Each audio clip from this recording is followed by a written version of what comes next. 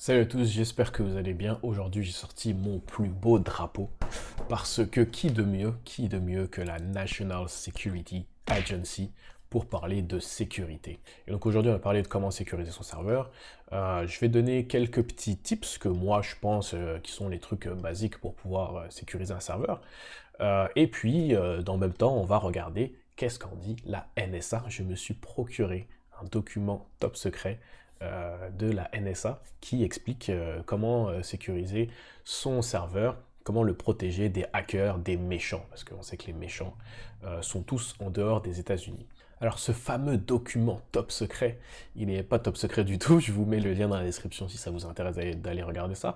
Franchement c'est assez intéressant, il est un peu vieux, je vous cache pas, il date de août 2011, mais il y a eu des révisions jusqu'en 2016, je sais plus trop, 2015, quelque chose comme ça. Donc c'est pas si vieux que ça, mais quand même, bah en fait 5 ans, si 5 ans dans l'informatique c'est quand même un petit peu vieux.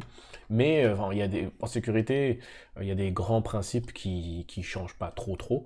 Il y a certains conseils qui vont donner qui sont assez spécifiques, ou peut-être que, tu sais, moi je mettrais quand même un petit bémol. Il y a beaucoup de trucs aussi qui sont complètement parano, donc on va voir ça tout de suite. Le premier truc que je voulais vous montrer, parce que j'ai regardé un petit peu, j'ai pas lu en entier, hein, parce que ça fait genre 800 pages, mais il y a des petits morceaux qui sont cool. En fait, alors déjà juste la table of contents, juste l'index, il fait déjà genre 10 pages, tu vois.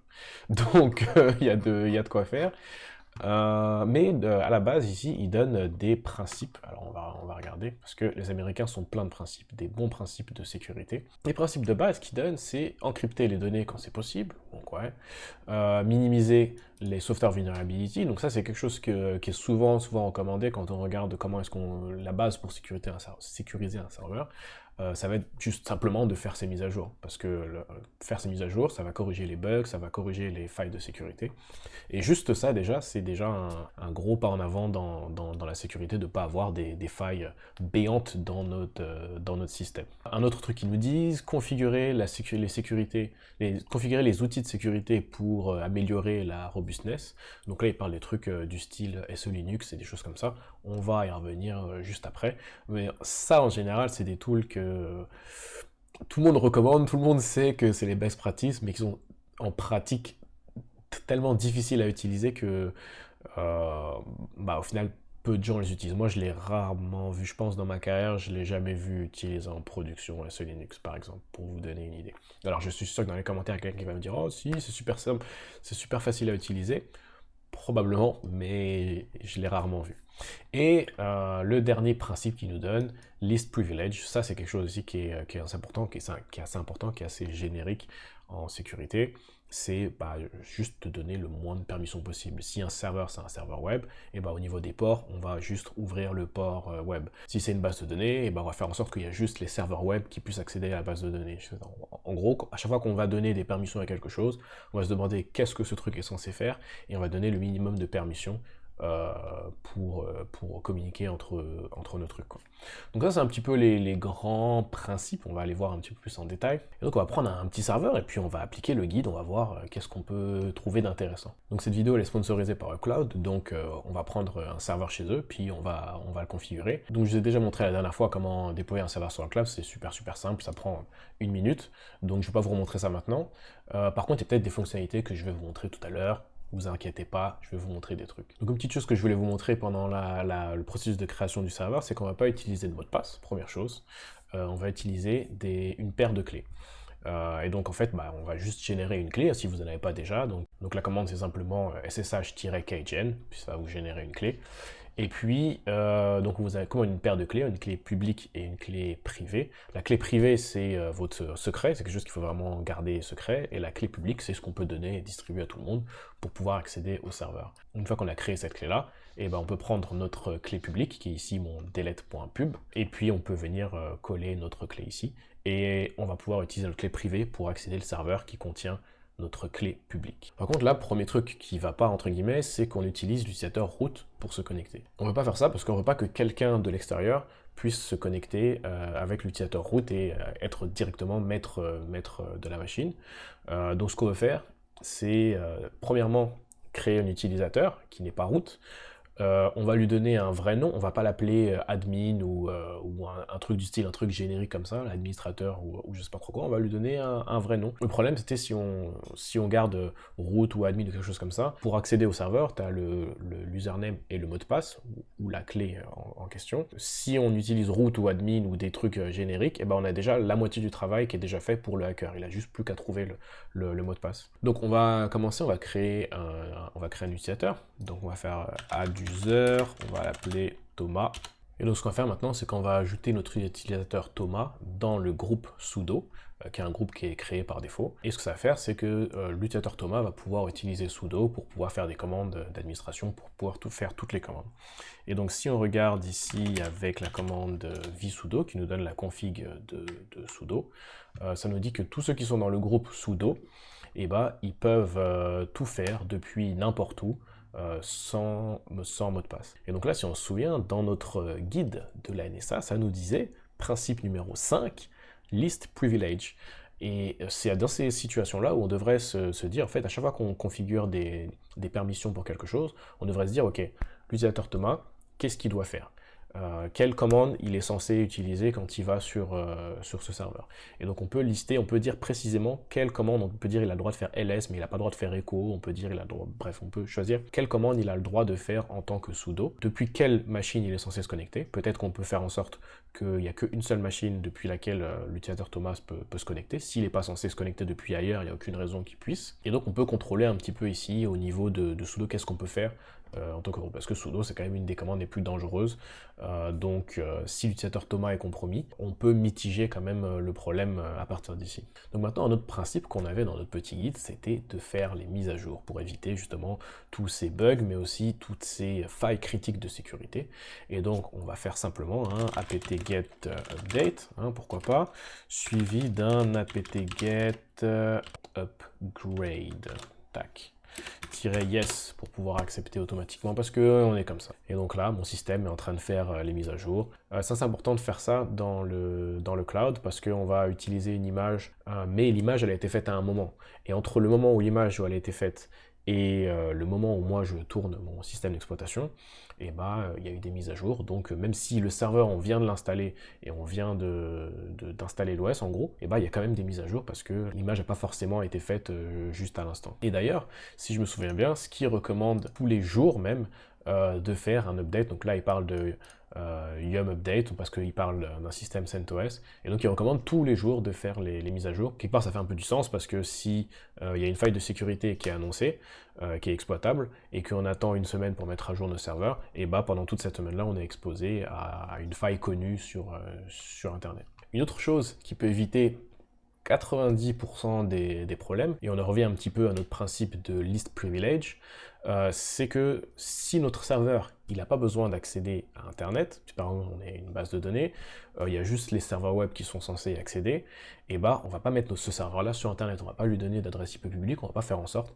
qu'il soit accessible. Souvent quand on prend un serveur quand on prend un VPS ou un serveur dans le cloud, et bah par défaut il va avoir une adresse IP publique pour qu'on puisse se connecter dessus, mais parfois on veut pas, on veut juste qu'il soit dans un réseau privé, qu'il soit tranquille, et puis ça poserait aucun problème à notre application qu'il soit dans un réseau privé. Et dans le cloud on peut faire ça, donc je peux vous montrer, je pense que dans la plupart des services de cloud en général on peut faire ça, mais je vais vous montrer vite fait à quoi ça ressemble ici. Et donc si on clique ici dans Network, on a ici Private Network, donc réseau privé. On va pouvoir créer nos propres réseaux privés, donc là par exemple j'en ai un qui s'appelle My Network, on peut l'appeler comme on veut, et qui a un réseau en 10.0 qui est un CIDR de réseau privé. Donc si je vais par exemple dans un autre serveur que j'avais fait avant qui s'appelle Private Test, dans Network ici, et ben je peux lui rattacher à mon network. Et ce serveur-là en particulier, il s'appelle Private Test, parce que genre c'est quand je faisais des tests tout à l'heure, parce que je suis quelqu'un qui prépare quand même, je prépare un petit peu. On dirait pas comme ça, mais je prépare un petit peu à l'avance.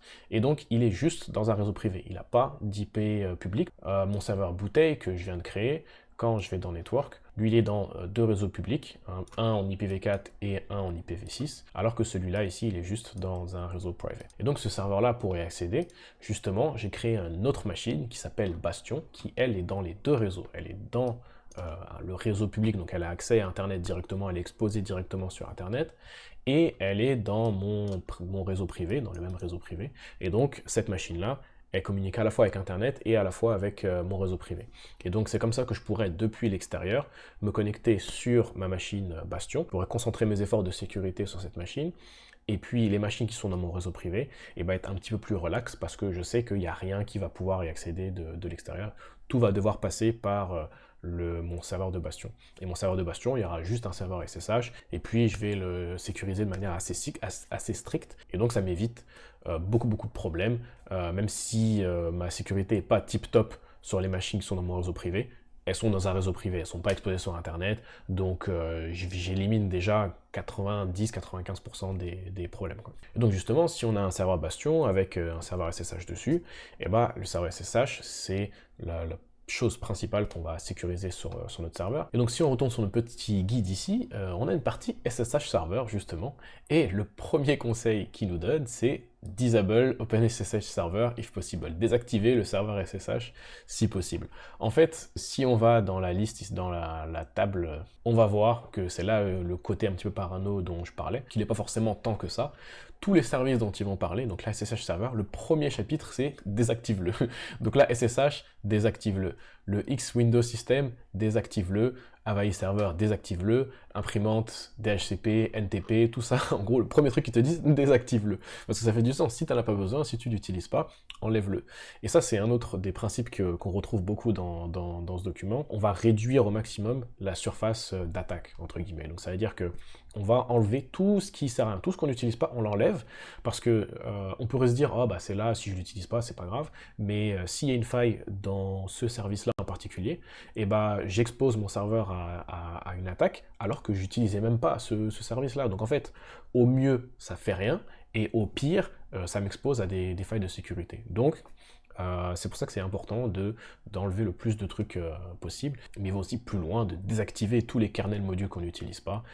Bref, tout ce qu'on ne fait pas sur cette machine-là, ça doit pas y être. Et donc là, il donne quelques petits conseils de configuration de SSH. Donc on va venir ici dans notre petite config SSH, donc on va aller etc SSH, SSHD, D pour daemon, pour le serveur SSH, faire la différence entre la configuration du client SSH et du serveur SSH. Et ce qu'ils nous disent, donc le protocole, ils nous disent encore une fois de limiter qui a le droit de se connecter ou pas se connecter par SSH. Et un conseil qui ici qui est intéressant, c'est de désactiver le root login. Donc là, en fait, on s'est connecté avec l'utilisateur root dans notre machine, mais ça, on a dit tout à l'heure, on veut pas que ça arrive. On veut se connecter d'abord avec son utilisateur, et si jamais on a besoin d'utiliser l'utilisateur root, et on va faire sudo su, on va escalader nos privilèges, etc. Donc ici, si on cherche root, là ici on voit permis de root login, par défaut c'est à yes, donc ça c'est quelque chose qu'on veut mettre à no. No, voilà. On veut aussi désactiver PAM, parce que sinon, là ici ça nous dit que le settings permis de root login, il est overridé quand on utilise PAM, donc on ne veut pas utiliser PAM. Et aussi ce qu'on veut, c'est on ne veut pas utiliser de mot de passe. Donc nous on a créé une clé pour se connecter à notre serveur, donc si on a une clé pour se connecter, on ne veut pas que quelqu'un puisse se connecter avec un mot de passe, donc on va désactiver ça. Donc si on cherche password, là on voit password authentication, on voit que par défaut c'est à yes, donc on va l'activer, et puis on va dire no. Là on voit aussi qu'on a permit un petit password à no, qui est déjà le cas par défaut, donc on n'a pas besoin de le changer, surtout qu'en plus on n'utilise pas les mots de passe, donc ça c'est correct. On ne va pas oublier de restarter notre service SSH pour pouvoir prendre en compte notre configuration, sinon ça sert à rien ce qu'on vient de faire. Et donc maintenant on peut passer à quelque chose qui est souvent recommandé, qui est un outil qui s'appelle fail to ban. Donc on peut l'installer tout simplement avec apt get install fail to ban. Yes. Et en fait, fail to ban, c'est un petit outil qui simplement, de temps en temps, il va se lancer. Il va aller fouiller dans les logs, et puis s'il va voir que quelqu'un s'est connecté sur notre machine trop de fois avec un mauvais mot de passe ou avec une mauvaise clé, au bout d'un moment, au bout d'un certain nombre d'essais, fail to ban, il va bannir l'IP qui essaye de se connecter. Et ça, ce que ça va éviter que quelqu'un essaye de brute forcer l'accès au serveur. Donc si on n'utilise pas le compte route, et si on utilise une clé pour se connecter au serveur, il y a presque aucune chance que quelqu'un puisse brute forcer l'accès à votre serveur. Mais quand un serveur est disponible depuis l'extérieur, disponible sur Internet, il va se faire bombarder quoi qu'il arrive. Là, le serveur, je viens de le créer. Je suis sûr que si je vais dans les logs, en ce moment même, il y a des bots qui sont en train de se connecter dessus, essayer de gagner l'accès au SSH.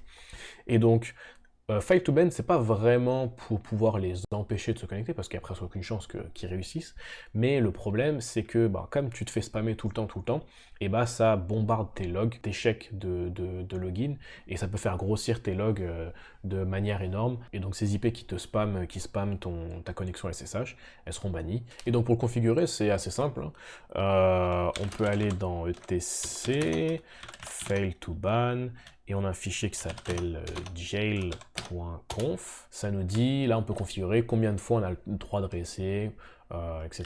Donc on va dire 5, c'est peut-être pas tant que ça. Moi je dirais on peut mettre 10. On va aller, soyons fous. Allez, on dit, disons 15. Donc là, ce que ça veut dire, on a le droit de réessayer 15 fois en 10 minutes. Donc en fait, Fail to Ban, il va regarder s'il y a eu 15 échecs de connexion dans une fenêtre de 10 minutes, et ben l'IP qui a essayé de se connecter, hop, elle est bannie.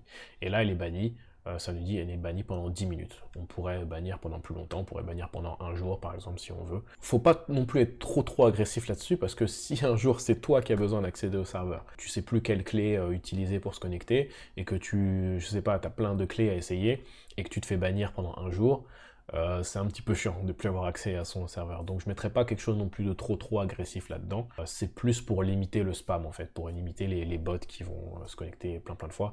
Donc je mettrai des limites assez larges. Ce que je vois aussi souvent, c'est les gens recommandent de changer son port SSH, parce que effectivement ça peut éviter tous les bots qui spamment le port 22, mais ça évite pas vraiment si quelqu'un target ton serveur en particulier. Le port SSH, il va le trouver en 2 minutes, quoi. C'est vraiment pas un problème.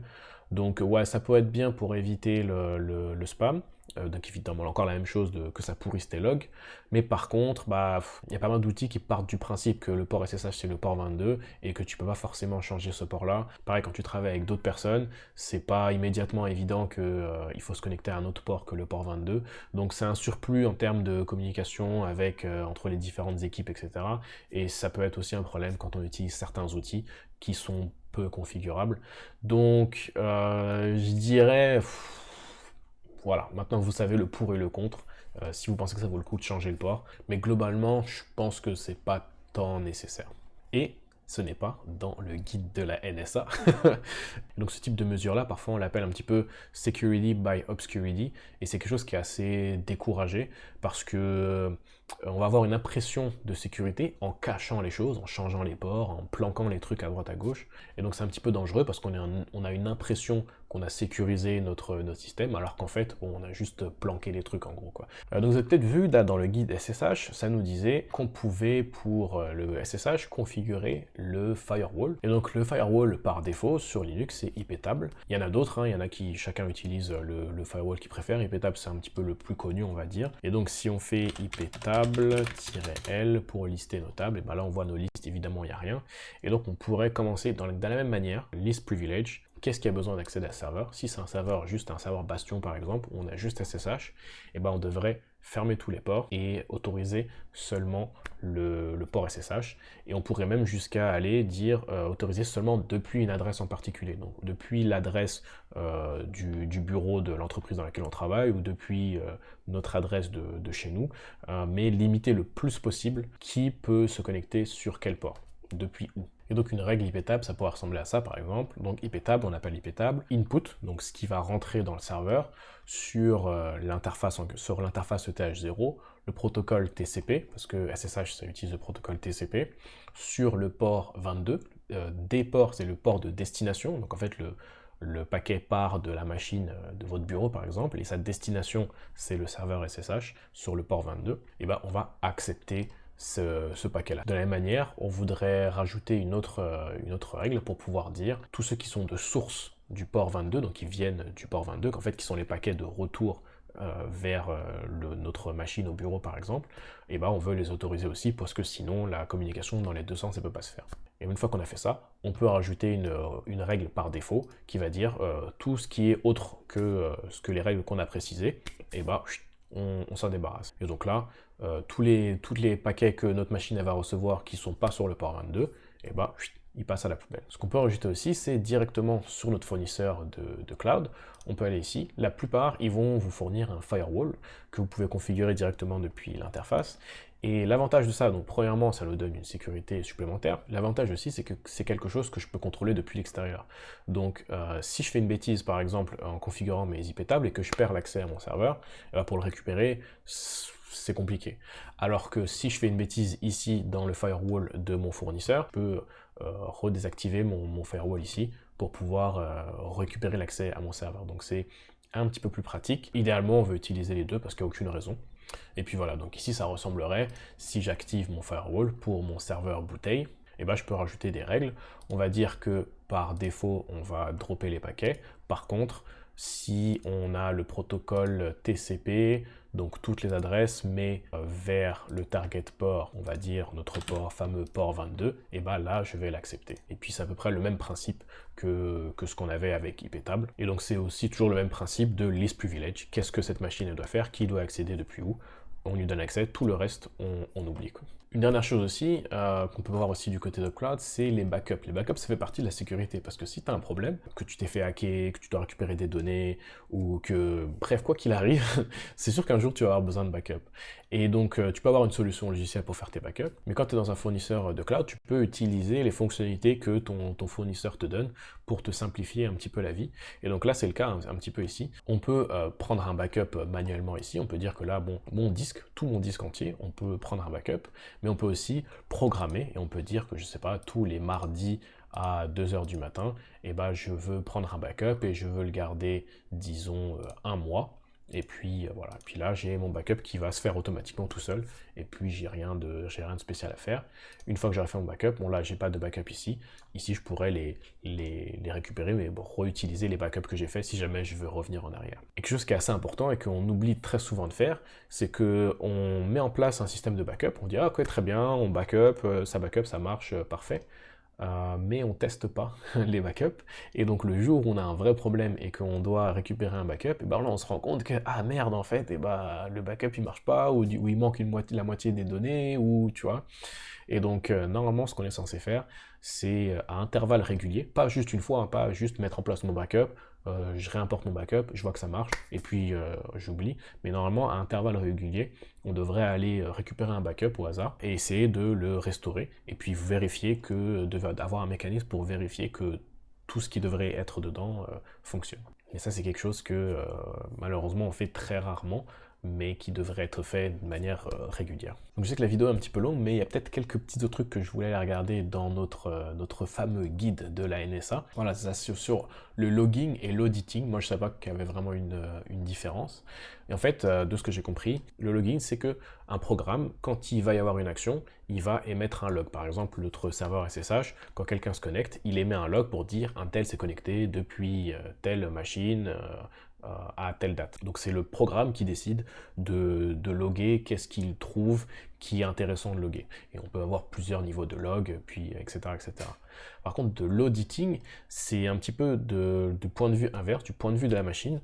On peut paramétrer nos systèmes pour que quand des programmes font une action, eh ben, on émette un log pour chacune de ces actions. Donc si par exemple mon serveur SSH il doit accéder à un fichier, donc il lit un fichier de configuration par exemple, et bah mon système va dire ah le programme SSHD a lu tel fichier à telle heure, etc.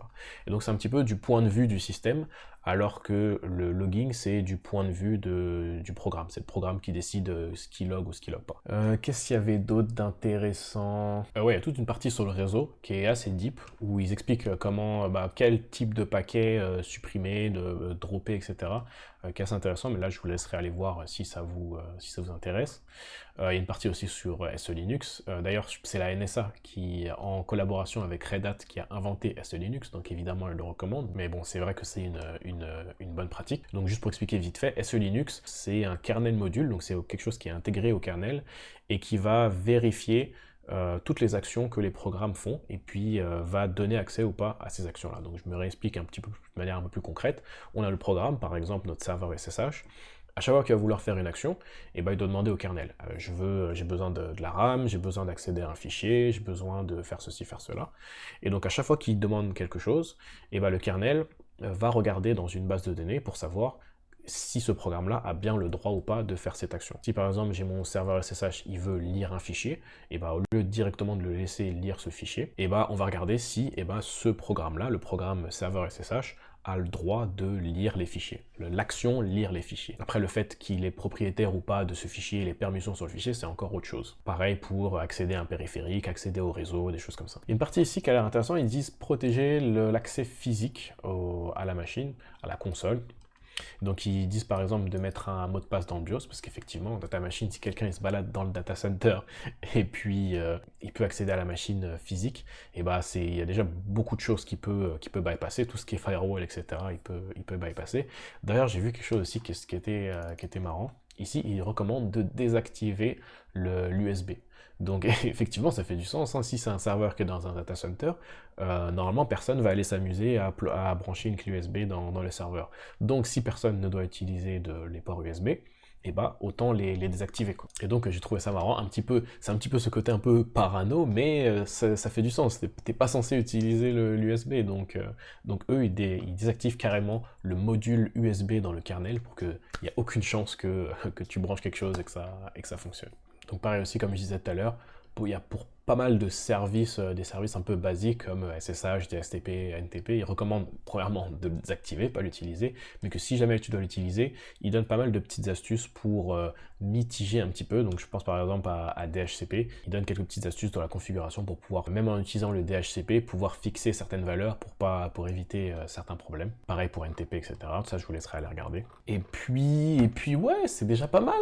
On a déjà pas mal sécurisé notre serveur. Donc si vous êtes fan de sécurité, ou plutôt d'insécurité, parce que c'est plutôt le cas en général, en tout cas c'est le cas pour moi, j'ai fait une vidéo sur une des dernières grosses failles sur Docker, comment est-ce qu'elle fonctionnait, comment est-ce que quelqu'un pouvait l'exploiter pour pouvoir gagner le contrôle de la machine à travers un conteneur. C'est une vidéo dans laquelle, moi, en la faisant, j'ai appris beaucoup de choses, donc je pense qu'elle est assez intéressante, même si c'est pas une des plus populaires.